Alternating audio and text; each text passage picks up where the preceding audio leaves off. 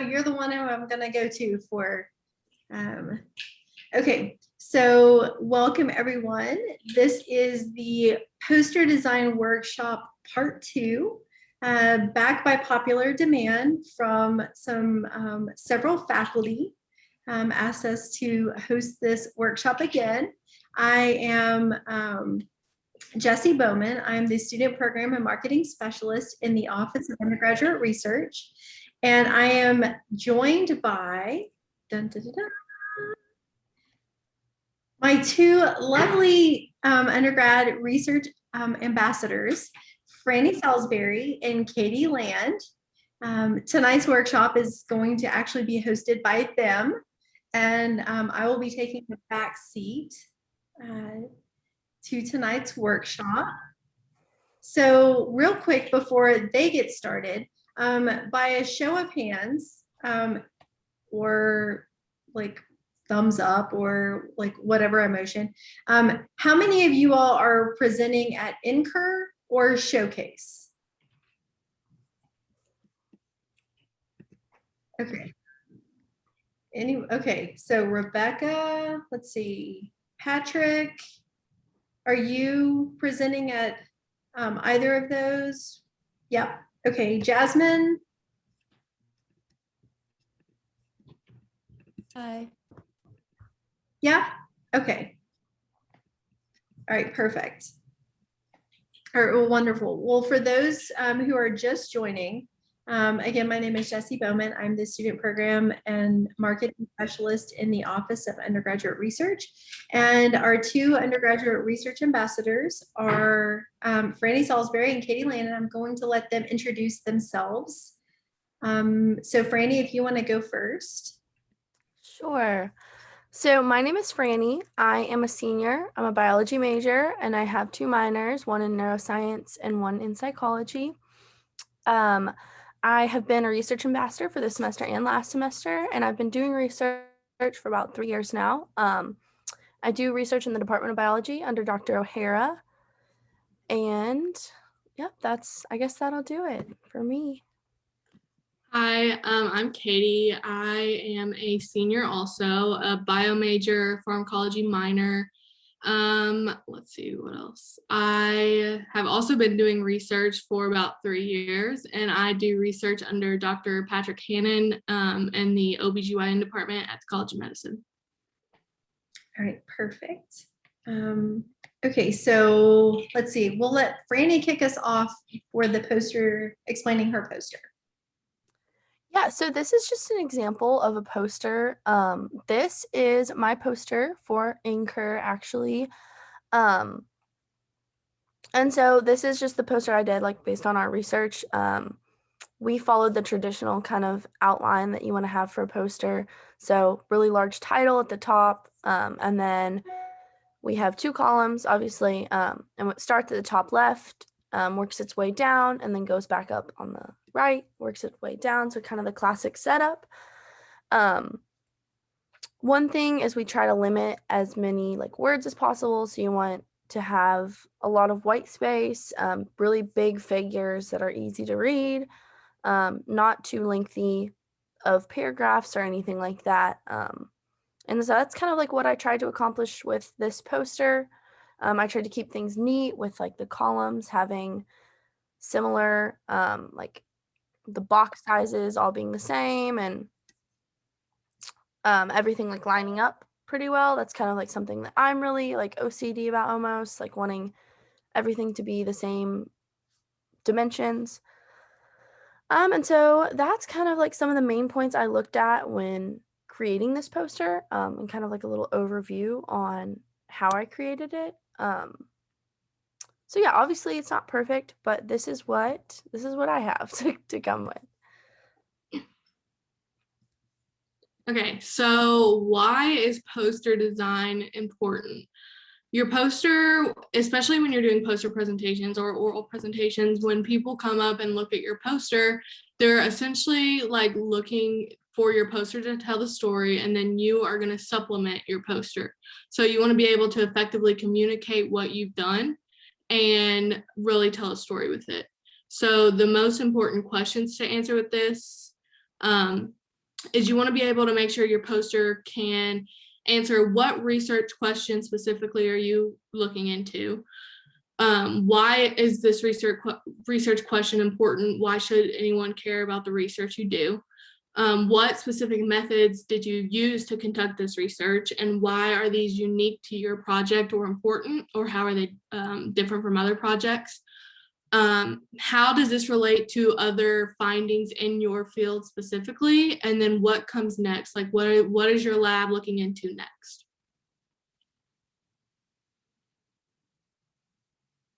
You're muted. Sorry, guys. So poster slides and planning. So one of the main things you want to think about is how are you going to be presenting your poster. It really changes the aspect of stuff, whether you're presenting virtually versus in person, especially with a poster. Virtually, sometimes it can be harder to see things. So that's like one thing to keep in mind if you're presenting virtually, whereas in person, someone can like get up close to your poster and look at like really fine details. They can't really do that when you're presenting virtually.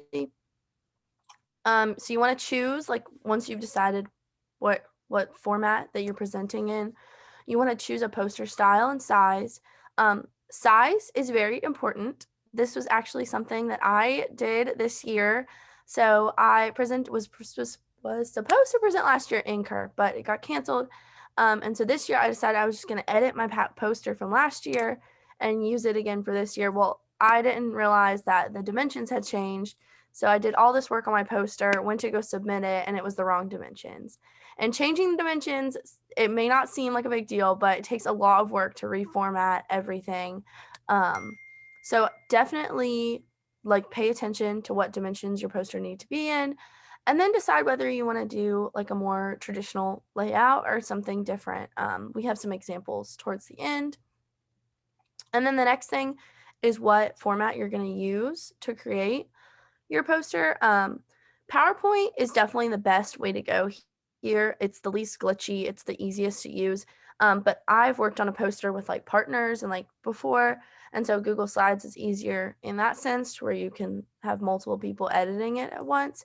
But it is like a little bit more difficult to use. It's a little glitchy. So you have to be like really patient. So PowerPoint would definitely be the most preferred if it's like just you working on it. Try and create your poster using that. And luckily, there's lots of poster templates available to you.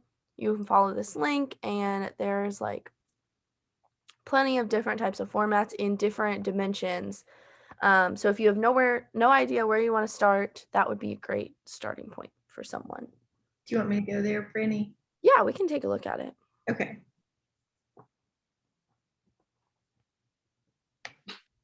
Okay, hold on.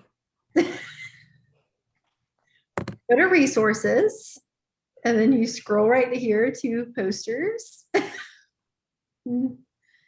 Okay, and then if you scroll down here, here's some poster examples, but then the poster templates. Go ahead, Franny. Yeah, so if you just scroll down, there's templates. This is the MORRISON design, so that's kind of like the more modern take on a poster design. And then they also have more traditional ones. They have different color schemes, different sizes. So there's all kinds of templates available. So if you want to like go look through those, see if anything works for you. And they download PowerPoint. A template like that. Yeah. Okay.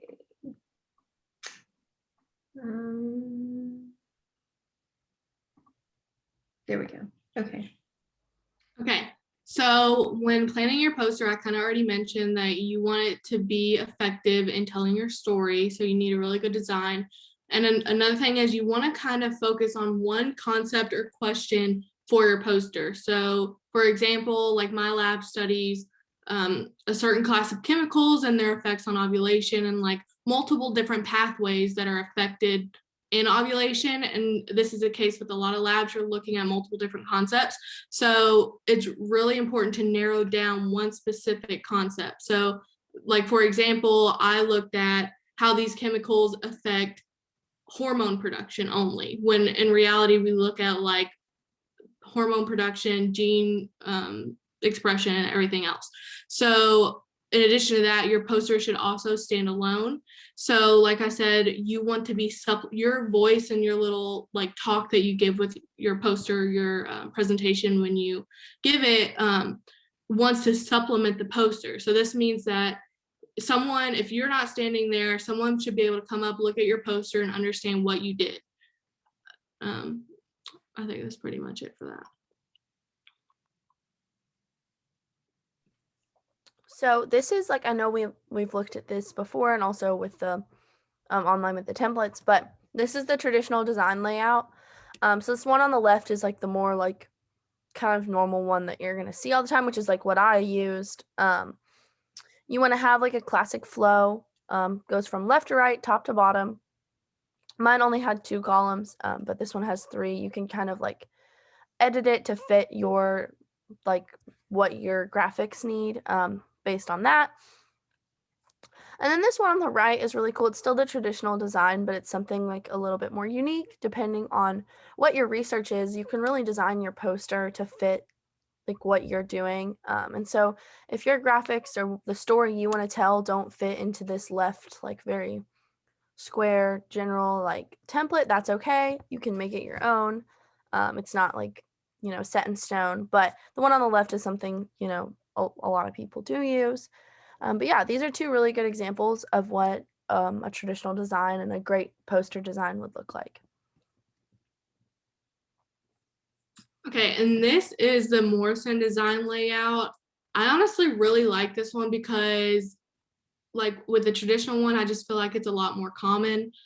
So especially when I go to like the showcase and other conferences, ones that look like this typically stand out more to me. However, there all are downfalls, I think, with this one being like, I mean, I think you can look at it and tell you have less room, like there's less amount of space where you can actually put material.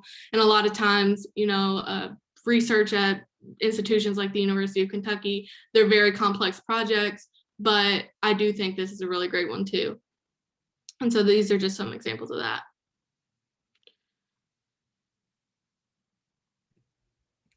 Okay, so text sizes, this is like so important. I know we are all used to that like 12-point font Times New Roman doing anything, but that is not what you want to be doing here. 85 point is what you need to be doing for like, this is not like strict, just somewhere around there for titles. This seems huge because it seemed huge to me too, but I know with the virtual thing it's a little different, but hopefully, you know, in the near future we'll be going back to like in person. But printing on posters, you need the text to be really big in order for people to be able to read it. 12-point font is not gonna cut it here. So basically you want your title to be the biggest font. And that's gonna go at the top or the MORRISON, sometimes it's in the middle. And then the names of the author and the organization go under that or around that. That's a little bit smaller. And then in your main like poster content, subheadings need to be somewhere around 36. So smaller than like your title, but larger than the normal text. And then your regular like body text, just your writing, your intro, bullet points, those are going to be somewhere around 24. Like I said, it's not set in stone. I think I looked at mine earlier and it was like 26, something like that. And then captions, this is like one of the smallest things you want is 18. So you want to try not to go too much smaller than that. It's definitely different, but this is like a really good guideline to go off of. And you'll find out once you start putting your stuff into PowerPoint what size looks good and what fits. And it's okay if you have to adjust things to like make them fit your space, but you definitely do not want to make them too small because then it won't be readable and then that just like ruins the poster because the point is you want people to read it, you want people to know about your research. In order for them to do that, they have to be able to see it. So this is definitely something that's important to think about. Okay, so for colors, you really want to be consistent throughout your whole poster. A white background is typically recommended. And this is because like it just white and black just gives the maximum amount of contrast. Also, typically with oral presentations, I've been to a few, and this applies more for in-person things, but I've been to multiple conferences where people use like not black and white essentially, and like the bulbs in the projector screens aren't very good and you just can't see half of the wording on their slide. So you just want to make sure that it's going to be able to be seen no matter what. You want to avoid red and green combinations because color blindness, red and green color blindness is really common. And again, just be consistent in your color scheme. You want to make sure it always like looks nice and flows.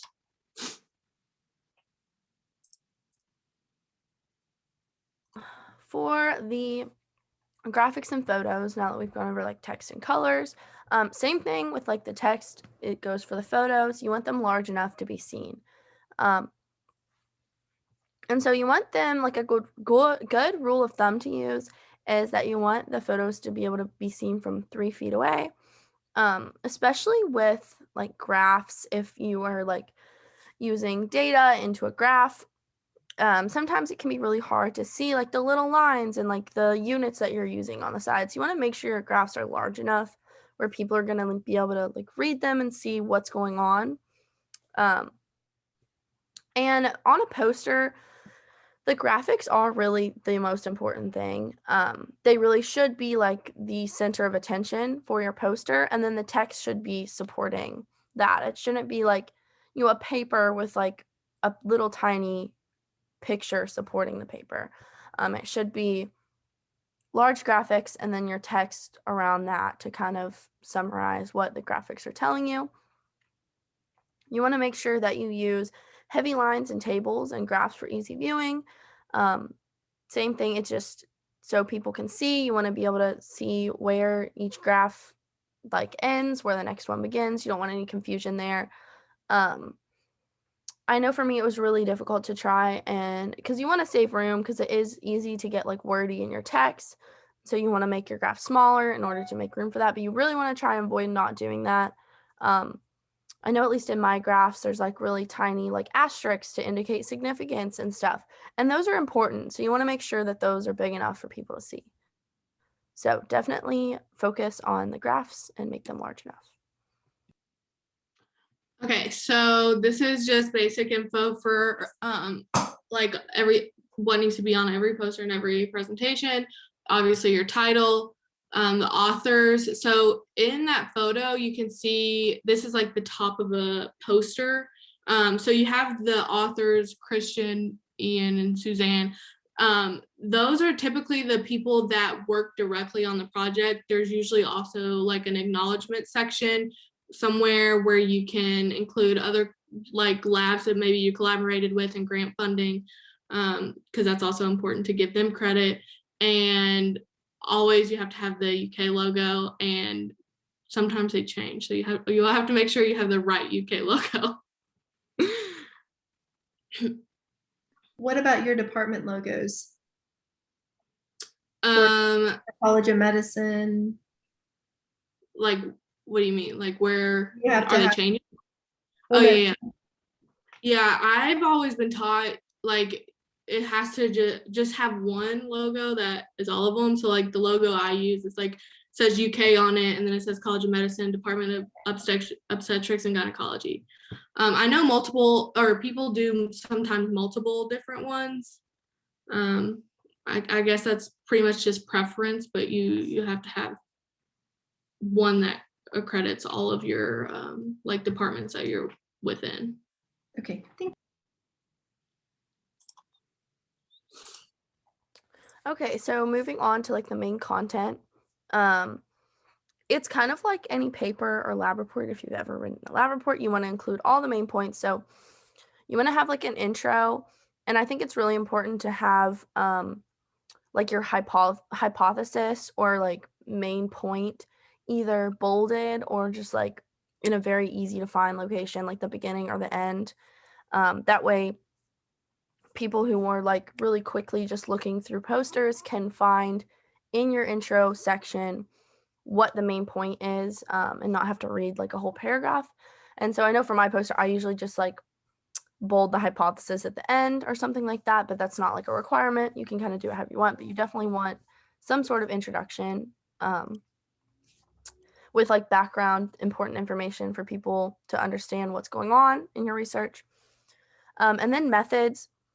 This I usually keep pretty short, like bulleted on a poster, just because depending on the research, methods can get very long and detailed, and there's not room for that, nor is there really time to explain that when you're giving a talk, especially at like a normal research like showcase. People are just walking around, stopping for a few minutes.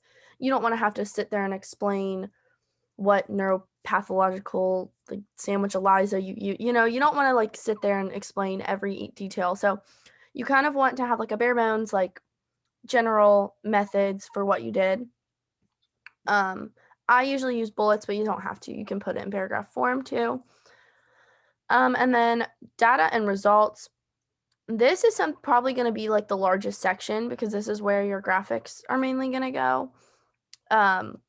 So this is going to be depending on what kind of research you do, where you have like your data, and you want to show that in like table or graphic form. And so that's going to be like bigger and like your main focus of your poster. It says maybe incomplete, and that's okay.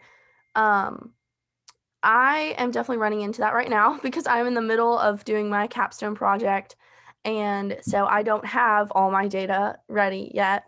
And so I'm really trying to right now work on a poster that I don't have data for yet. So that's definitely been difficult, but I'm making it work, and definitely going to try and get it done. But I know a lot of people are probably going to be in the same boat, but you definitely want to focus on this section with your graphics, and then smaller captions kind of describing what's going on in those graphics. Conclusions and future work. I think this is honestly one of the most important things about a poster too. This is your like punchline. A lot of people will go, you know, they'll look at your introduction, read the hypothesis, most of the time skip the methods, look at your graphs, and then they'll go to the conclusion / future work and read that, because that's kind of really like, why does it matter? Like, why am I doing this research? Why is it important? So you definitely want to have a very good like list of things that you accomplished and why they're important, and definitely want to state that here in this section. And then references and acknowledgments. This is important, but this can be very like small, kind of, this is like a corner thing. So this is where you want to credit your funding sources as well as any like sources that you use to help create your poster, write your intro. But this is definitely a section that can be like tinier, like one of the smaller font sizes, and like put in the corner of your poster. Okay, so these are just some important design reminders. We pretty much already covered all of them, but just keep it short and simple. Remove all non-essential information. This kind of goes along with what Franny just said about like for the methods, for example. You don't need to put what specific protocols that you put on the poster, but you do need to know what you've done. So like if somebody comes up to your poster and they're like, oh, I do this type of research, I was wondering how you collected this data. If they ask specific questions about your methods, you need to have knowledge about what you did and be able to elaborate on that. But just for like the random person who's coming up to your poster that probably doesn't do this type of research, honestly, they don't really care about how you collected the data, they just care about what your data is. So also you want to attract visual attention. So use photos and graphs. Proofread and spell check, that's a big thing. It's honestly, I know a lot of people just kind of skim over that and assume because, you know, we have what is it, like autocorrect or spell check or whatever, but it is, you need to be professional and check your spelling. And then content goal, we've talked about this a lot. You don't want to have too much text. You want it to be mainly photos and graphs, and you want to have some empty space so it just doesn't look too busy.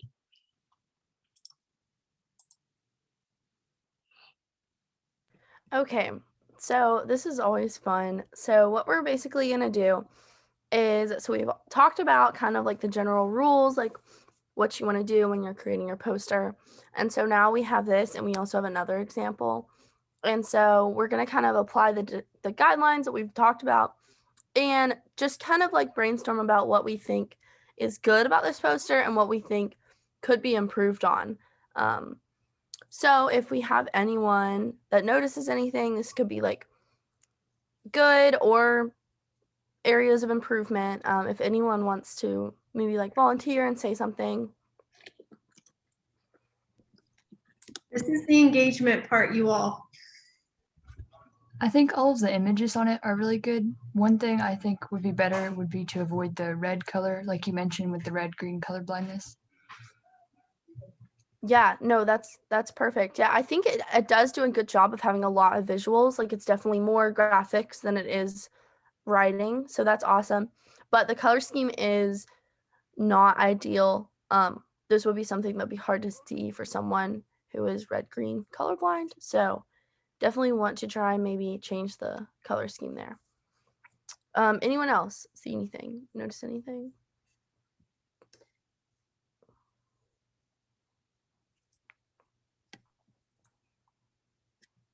I like the size of the headings. Yeah, I like also like the organization of this poster. I think it's set up really well. It's easy to read, it's easy to follow. The headings are large, you know where everything is, which section, what each section is. And so it's set up really nicely. But I think that's like the main things. This one's set up really nice. It has great visuals, but one thing that would be changed would be the color scheme. Okay, what do you guys think about this one? Take a minute.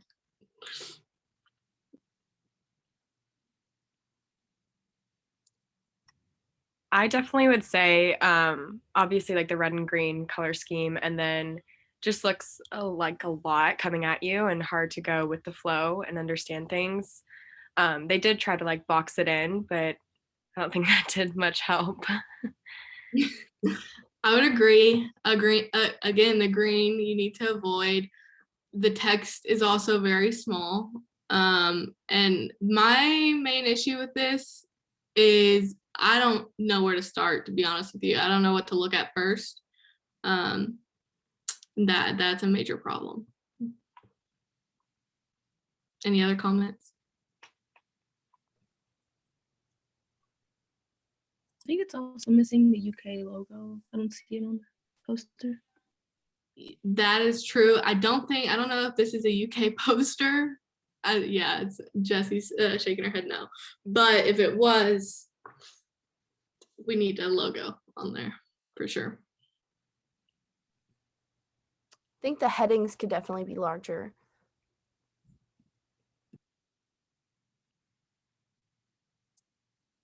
Jasmine? I guess I have a quick question as to how important like color is, because I know you guys have mentioned like several times that white is preferred, but like I think my mentor used red on hers that she did one time, but I don't know like if that matters. I think it's okay to use red if you want, but I think the main thing is just like being able, like contrast and being able to see it like very well. The red and green is just like a preference to stay away from. I've also seen a lot of posters that use red and green, to be honest with you. But you don't only have to use white. Like I know a lot of people at the showcase use blue because UK. But maybe if you're going to do a blue background, just pick to do like a darker blue background with white letters instead of black letters on a UK blue. Okay, thank you.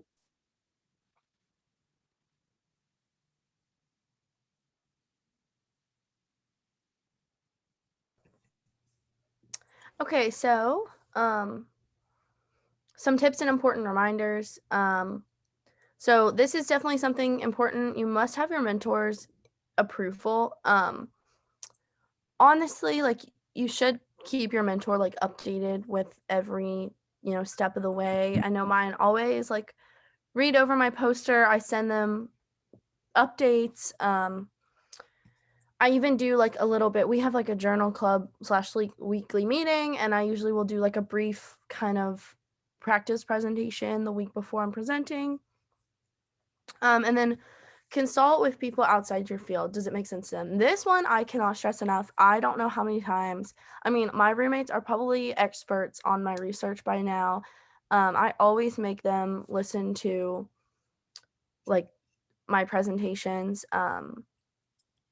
It also helps with your own understanding. It's kind of like the whole concept of like teaching, to kind of like quiz other people or help other people will help you understand more. Trying to explain your research to other people who don't know and they may ask questions will help you better your understanding and also help you use like words that are maybe easier for people to understand.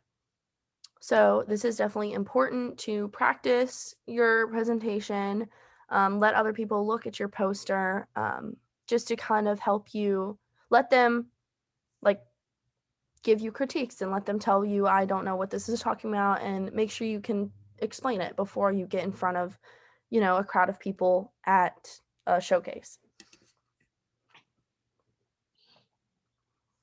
Okay, so preparing your presentation. I think this is really important. It's very easy if you're not constantly drawing in the person who you're presenting to or who's at your poster. It's very easy for them to zone out. And so I think something that's very important is to have a strong opening. I know Franny has, or a lot of people do like interesting facts. I think Franny did a really cool statistics about Alzheimer's. Personally, I study chemicals, and so that people are exposed to on a daily basis. So if I'm like in a conference room giving an oral presentation, I start out with, we study phthalates, and you're exposed to them on a daily basis. They're in the seat that you're sitting in right now. Like I do something like that to make them care and get them hooked. You want to define terms early. I think it's really important here to know who you're presenting to or what type of like conference you're at. So like at the Showcase of Undergrad Scholars that UK hosts, I think it's important to define every term early. That is something that's, if someone's not familiar with it, then you need to define it. If not everyone there is going to know what it is, you need to define it. But when I go to like a toxicology conference, pretty much everyone knows what phthalates are. So it kind of depends on who your audience is. So you need to be aware of that. Finish with a bang. I usually like start out with why it's important, get into all the nitty gritty of what our project is, and then wrap it up like globally. What does this mean for everyone? Or what type of implications is this research going to have on like the greater good and multiple people? Design poster slides to introduce important information. I think this also goes with every single thing on your poster needs to have a purpose, and getting rid of extra things that you don't necessarily need. And then time yourself and practice. You can tell when someone is giving you a presentation that they just haven't, like they just put together and haven't practiced it once. I know you guys all see this in some of your classes. So especially if you're doing like oral presentations or competitions, a lot of times it is timed. And like for one of the professional conferences I've been to, SSR, there have been multiple people that's in the middle of their thing and they just take your slide off and it goes black and it's really embarrassing. So just make sure you time yourself and you've had a lot of practice and make sure you know what you're talking about.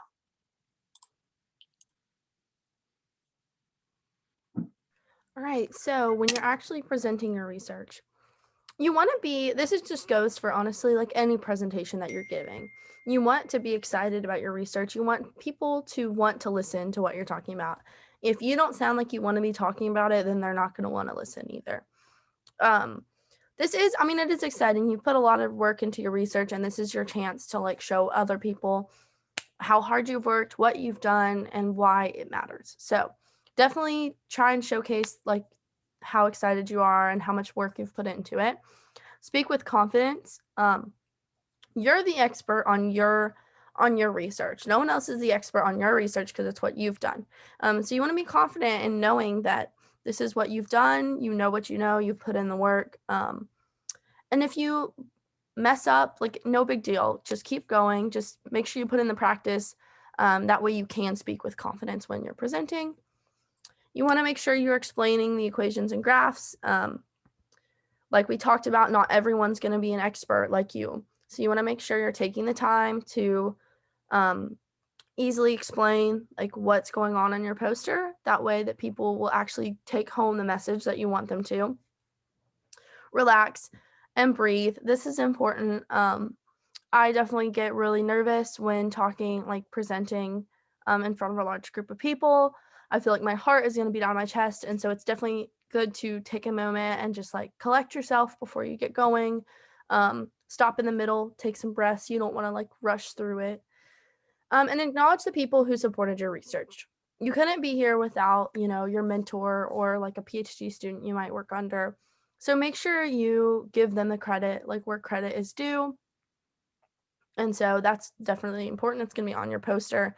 And so just take the couple seconds to thank them towards the end. Okay, so these are basically some links from the different types of presentations at the Showcase of Undergrad Scholars last year. So yeah, if you want to click on that one, this is an example of a poster presentation.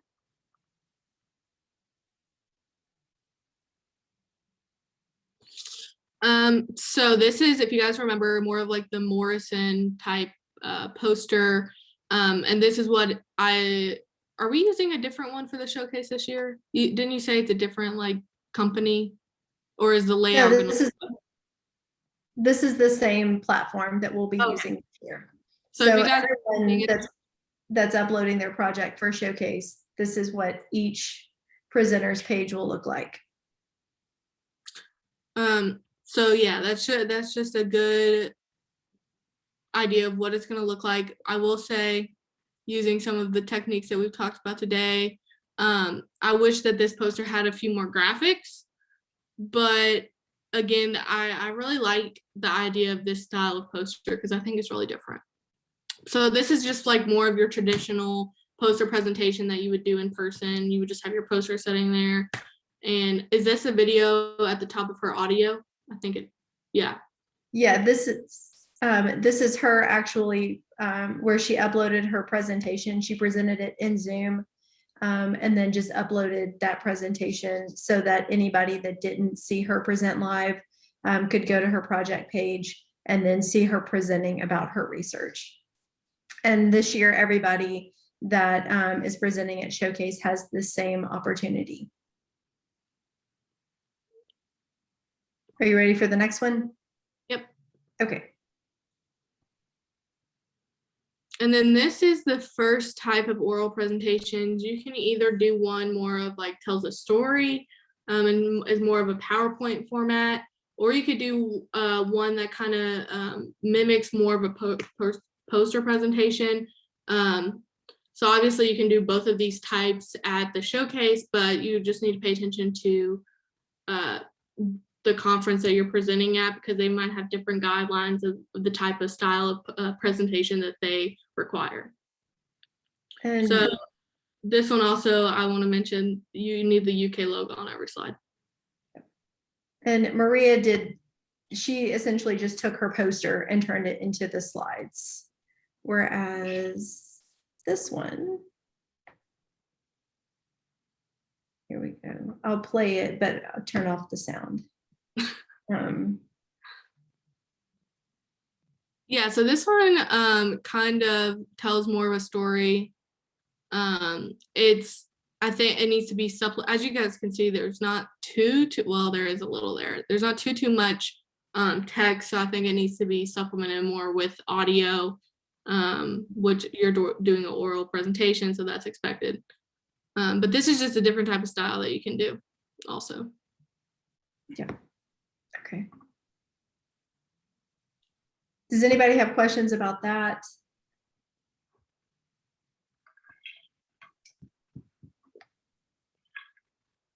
Okay. Okay, so this is just, does anyone have any questions specifically about what we've talked about designing a poster, presenting, or just the showcase in general? Now's your time. If you have any questions, feel free to ask.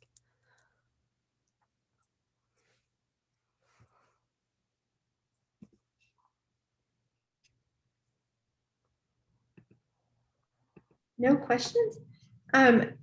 if any of you all are ready for some peer-to-peer feedback or want peer-to-peer feedback, Franny and Katie, we have breakout rooms. So if you all have want like one-on-one feedback, then we do have that option for you all as well. Jasmine, yes. Would you like?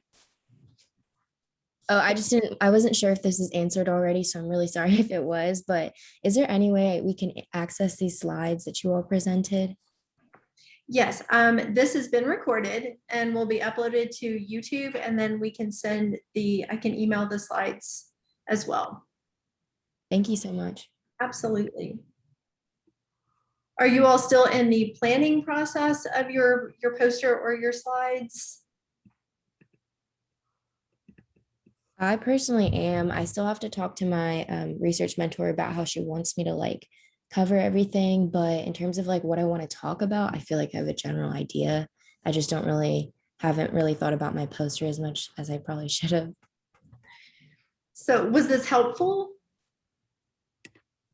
Definitely. I mean, this is my first one that I've ever done. I haven't ever had like showcase before. So even like things about fonts or like colors, like I have pretty much no idea. So this is super helpful for someone like me. And don't worry about not having your poster done because you still have time. So don't feel like you needed to have it done by now. You still have time. So. And then let me put this up for you all. So I will actually be hosting virtual drop-in sessions the day before and then 2 days before the deadline, the project upload deadline, where we extended it to April 18th. So I'll be chilling in Zoom for 2 hours. So this is a great time for you all to drop in and get feedback. Either on your posters or if you have questions about the actual process of just uploading your project or creating your video, if you want to do a video, because that is optional this year. That's a great time for you all to connect with me. I'm giving Katie and Franny, they're getting a free card for those 2 days, since they also have projects to get ready for NCUR and showcase as well. Do you all have questions for anyone from today's workshop? Now's a great time. You have great resources available to you all.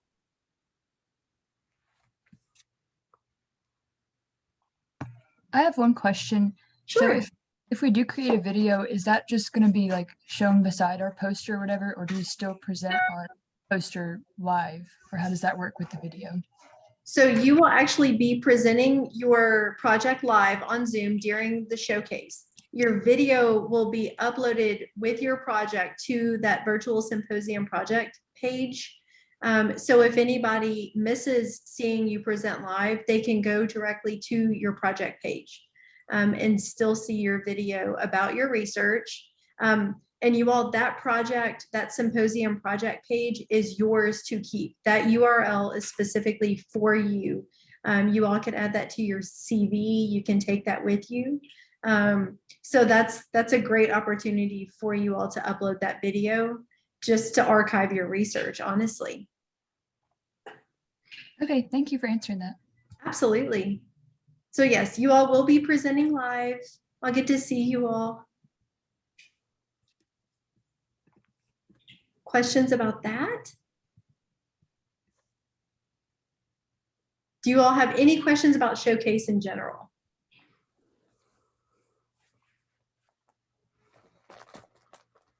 I'm the one organizing it, so now's a great time. Brandy's just laughing. No? Okay. Well, if you think of any questions, you all, between now and April 17th, please don't wait till, like the 23rd hour on the 18th to try to upload your project, because the symposium platform is a third party. I have zero wiggle room. So no late project uploads will be accepted at all. We have no control over that whatsoever. So do not wait until the very last minute to try to upload your project, because if you have problems and it's uploaded late, I can't do anything about that. So I would say, even if you try like early April 18th, I at least can try to help you all with that, okay? All right, so if no questions, thank you all for being here. Thank you, Katie and Franny, as always, for being amazing ambassadors and helping promote undergrad research and sharing your insane knowledge about research. Thank you all for joining us. I will upload this on our YouTube and then post the link on social media, as well as send everyone an email with the slides and the link. So you all have a great night. Thank you, Katie and Franny.